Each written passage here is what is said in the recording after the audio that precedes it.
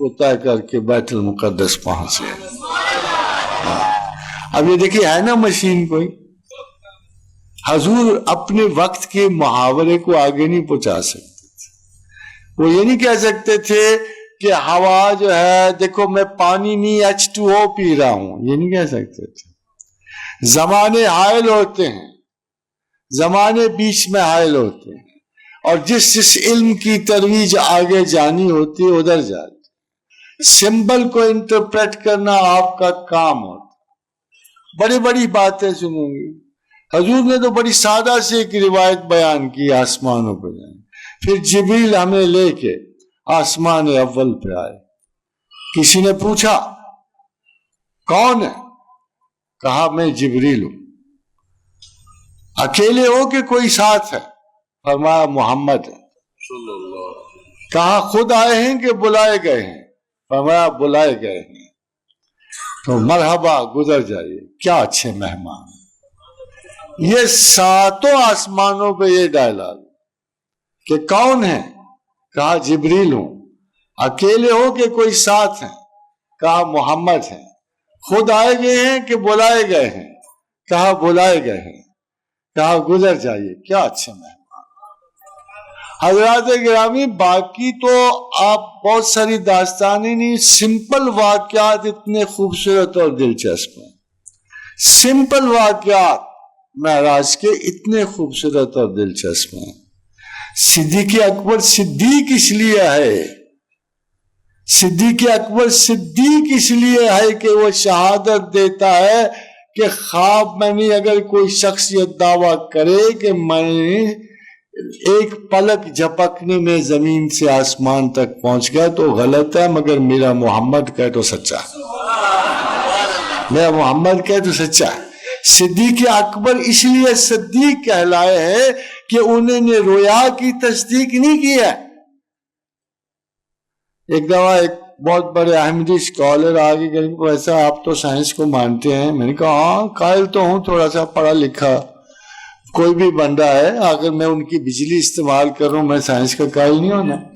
پنکھا انہی کا استعمال کرتا ہوں قائل ہونا، اے سی ان کا، گرمی سردی ان کا قائل ہونا پڑتا ہے تو میں قائل ہوں، کوئی حرج نہیں. تو کہنے لگے آپ مانتے ہو کہ محمد رسول اللہ بدنن آسمان پہ گئے تھے؟ میں کہا اس کو تو چھوڑو، یہ بتاؤ میں لے کے گیا تھا ان کو؟ تم لے کے گئے تھے؟ کو امریکہ کا پریزیڈنٹ لے کے گیا تھا؟ کون لے کے گیا؟ یہ بتاؤ ان کو لے کے کون گیا تھا؟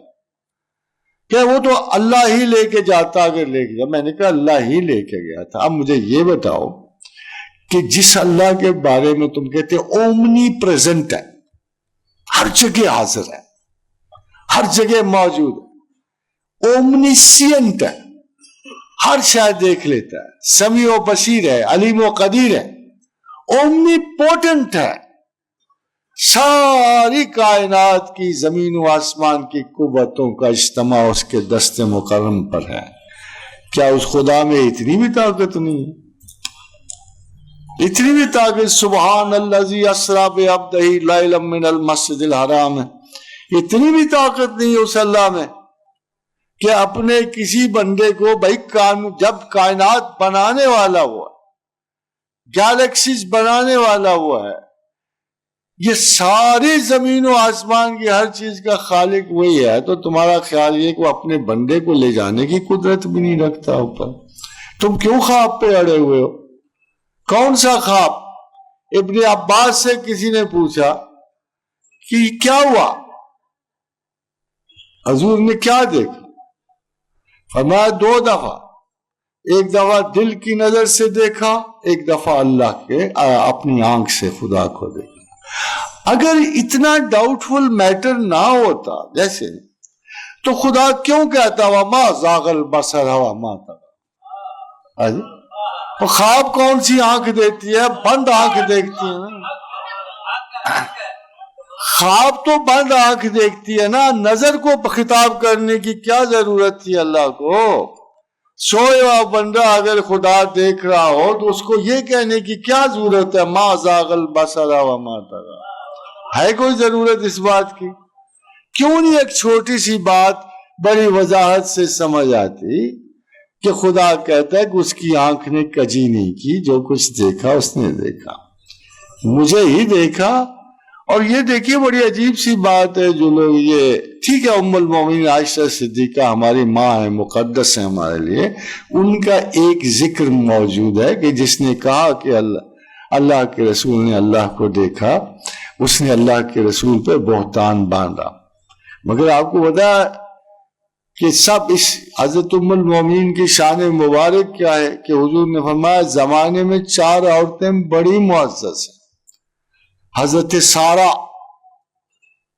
حضرت آسیہ بنت مزاحم، خدیجۃ الکبریٰ اور مریم مقدس۔ مگر اے عائشہ تیری مثال ایسی ہے، ایسی مقدس اور معززہ جیسے سرید باقی کھانوں پہ معزز ہے۔ اس کے باوجود ایک امکان موجود ہے۔ وہ امکان کیا ہے؟ بھائی دیکھو جب ٹیسٹنگ کا وقت آتا ہے شہادت نہیں ملتی۔ ام المومنین عائشہ صدیقہ اس وقت پیدا بھی نہیں ہوئی تھی جب یہ واقعہ گزر گیا تھا، ام المومنین کی پیدائش سے پہلے یہ واقعہ گزرا تھا۔ اس لیے مصدقہ ترین اطلاعات کے مطابق ام المومنین ایسے واقعے پہ اتھارٹی نہیں بنتی۔ مگر کچھ لوگ تو موجود تھے نا ساتھ، جو حضور کے ساتھ تھے۔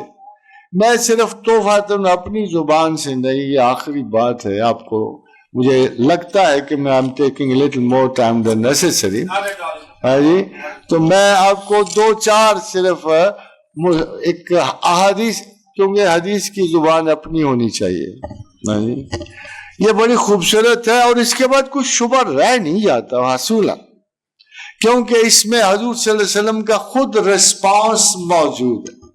خود امام مسلم روایت کرتے، عبداللہ بن شفیق فرماتے ہیں کہ میں نے حضرت ابو ذر رضی اللہ تعالی عنہ سے کہا اگر میں رسول اللہ کو دیکھتا تو ایک سوال ضرور پوچھتا۔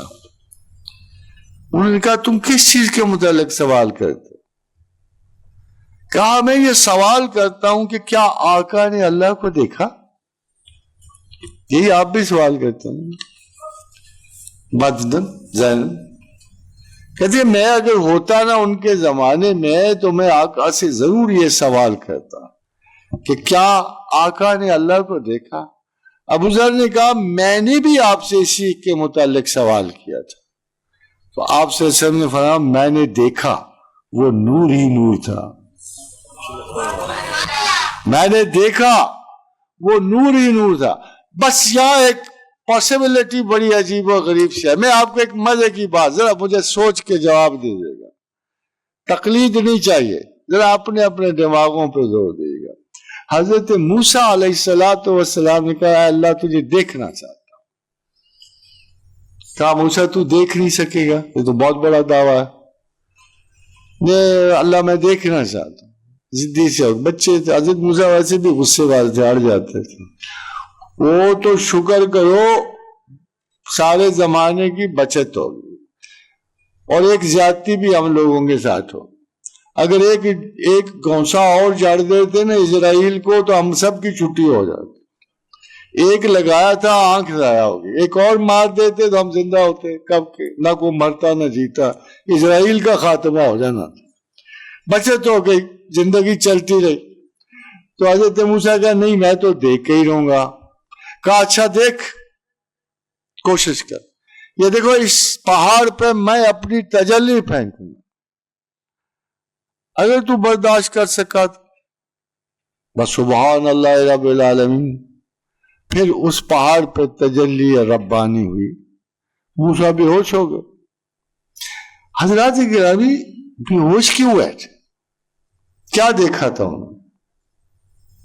کبھی آپ اپنا سوال کرو گے اپنے آپ سے، کیوں بے ہوش ہو گئے؟ کیا دیکھا تھا انہوں نے؟ دیکھا تو اللہ کو ہی تھا نا، تجلی ربانی دیکھ نہیں سکے، یہی ہوا نا۔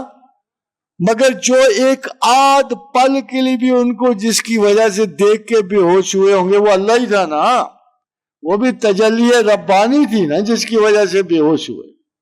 کچھ نہ کچھ کچھ نہ کچھ تو ان کو اللہ کا نظر آیا تھا نا، جو بھی تھا اللہ ہی کا تھا، کیونکہ قرآن میں اللہ ہی کہتا ہے نا کہ دیکھو میں اس پہاڑ پہ اپنی تجلی پھینکوں گا، تو ذرا سے نور کو کتنی ہی کم مقدار میں وہ تھا، کچھ نہ کچھ موسیٰ نے اللہ ہی کا دیکھا تھا تو بے ہوش ہو گئے۔ بات یہ ہے اصولاً کہ حضور گرامی مرتبت میں اور حضرت موسیٰ میں ایک فرق تھا کہ بھی کسی نے نوٹ ہی نہیں کیا کہ کیوں رسول اللہ نے دیکھ لیا اور کیوں موسیٰ نہ دیکھ سکے۔ فرق تھا شق صدر کا، فرق تھا شق صدر کا۔ موسیٰ کو شق صدر نصیب نہیں ہوا، حضرت رسول اکرم کو معراج سے پہلے شق صدر ہوا اور ان کے دل سے وہ کیفیت نکال لی گئی جو برداشت نہ کرنے والی تھی۔ اللہ کے رسول نے فرمایا کہ میرے سینے کو چیرا گیا، اور کسی صحابی نے پوچھا کتنا چیرا گیا؟ فرمایا حلقوم سے ناف تک میرے دل کو نکالا گیا باہر، اسے دھویا گیا، صاف کیا گیا، پھر ایک تشت لایا گیا، بھرا کیا تھا؟ علم و حکمت، علم و حکمت۔ تو حضرات یہ علم و حکمت کا اگر معمولی سا بھی میں ترجمہ کروں، سم پروبیبلی سائنٹیفک گیجٹری تھی، ایسی اعلیٰ ترین کہ یوت الحکمت من یشاء ومن یوت الحکمت فقد اوتی خیرا کثیرا وما یذکر الا اولو الالباب۔ اہل عقل غور کرو کہ خدا کی حکمتوں سے معمور کوئی ایسا اعلیٰ نظر لگایا گیا اللہ کے رسول کے سینے میں جس نے گزرتی ہوئی کائناتوں سے انہیں محفوظ کر دیا اور اس قابل کر دیا کہ خدا کو نظر بھر کے دیکھ سکیں۔ جب انہوں نے دیکھا اور اس اشتباہ کو زائل کرنے کے لیے کہ خدا نے اللہ کے رسول نے کس کو دیکھا، اللہ نے یہ آیت فرمائی ما زاغ البصر وما طغى، کہ اس کی آنکھ نے کوئی کجی نہیں کی، جو کچھ نے دیکھا بالکل صحیح دیکھا۔ انہوں نے اپنے رب کا مشاہدہ کیا۔ کیوں کیا؟ اور کون تھا کائنات میں؟ اور کون تھا؟ کون شاہد تھا؟ کس نے اللہ کو دیکھا تھا؟ سارے ذکر سنتے تھے اللہ اللہ اللہ۔ اگر فرض کرو پسے پردہ کوئی جادوگر ہوتا تو جس نے سارا چکر چلایا ہوا ہوتا تو پھر آپ لوگ کیا کرتے؟ ہزاروں میریکلس انسیڈنٹ ہوتے ہیں، اب بھی ہو رہے ہیں۔ پیچھے دجال ہے کہ نہیں؟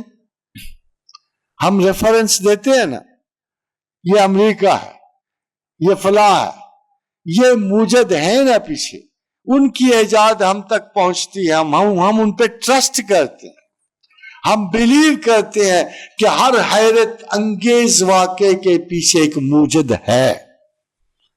مگر یہ جو کائنات بالا زمین و آسمان کی تخلیق، یہ سارا کچھ بنانے والا، یہ لمحہ بلمحہ قرآن میں اپنی خدائی کا اعلان کرنے والا، ربوبیت کا اعلان کرنے والا، اس کی کیا شہادت ہے؟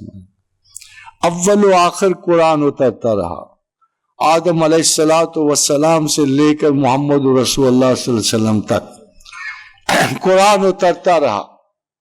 پہلے بھی قرآن ہی اترا جب اللہ نے کہا جس نے ایک انسان کو قتل کیا گویا نسل انسان کو قتل کیا، جس نے ایک انسان کی جان بچائی اس نے نسل انسان کی جان بچائی، وہ بھی قرآن تھا۔